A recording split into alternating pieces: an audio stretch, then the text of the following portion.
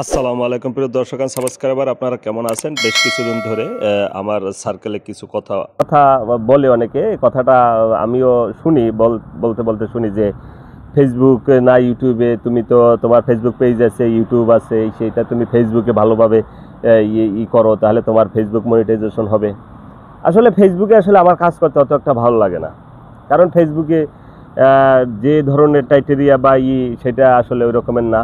দেখা যায় যে আমার পেজ আছে, কিন্তু সেখানে আপনাকে একটা গিভ অ্যান্ড টেকের একটা সম্পর্ক, গিভ অ্যান্ড টেকের সম্পর্ক ভাই আমার এত করার সময় নাই। আমার যে সময় আছে সেই সময় আমি কিছু ভিডিও করি, কথা বলি, এর বাইরে যাই আবার আপনার লাইভে যাই যুক্ত হইতে হবে, আপনার ভিডিও দেখতে হবে, আপনার ভিডিওর কমেন্ট করতে হবে, আপনাকে মনে করেন সাপোর্ট দিতে হবে, আপনি আমাকে সাপোর্ট দিবেন, গিভ অ্যান্ড টেক। এই গিভ অ্যান্ড টেকের ভিতরে আমি যাইতে পারি না, বা এটা আমার সময় নাই।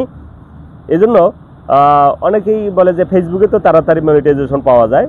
ফেসবুকে মনিটাইজেশন পাওয়া গেলে ফেসবুকে যে ইনকাম ইদানিং দিচ্ছে, ওগুলো আসলে ওগুলো দিয়ে আসলে ওই রকম করা সম্ভব না। যারা একেবারে পপুলার পেজ আছে, যারা পেজ পরিচিত আছে, তারা করতে পারে, কিন্তু আমার দ্বারা সম্ভব না।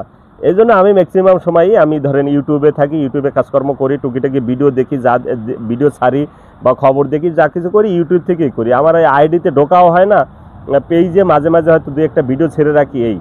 কিন্তু আমার কাছে মনে হয় যে ইউটিউবটাই বেস্ট। ফেসবুকের চেয়ে ইউটিউবের কাজ করা ভালো, ইউটিউবের সব কিছুই ভালো। তো ভিডিওটা আর একটু লম্বা করার কথা ছিল, অবশ্যই এখন আর সময় হবে না, কারণ আজান দিয়ে দিয়েছে, মাগরিবের আজান, নামাজে যেতে হবে। সবাই ভালো থাকবেন। তবে আমার কাছে মনে হচ্ছে ফেসবুকের চেয়ে ইউটিউবে কাজ করাই আমার কাছে স্বাচ্ছন্দ্যবোধ। আপনার কাছে কোনটা, ফেসবুক না ইউটিউব? আপনি অবশ্যই কমেন্ট করে জানাবেন। ভালো থাকবেন সবাই। আসসালামু আলাইকুম।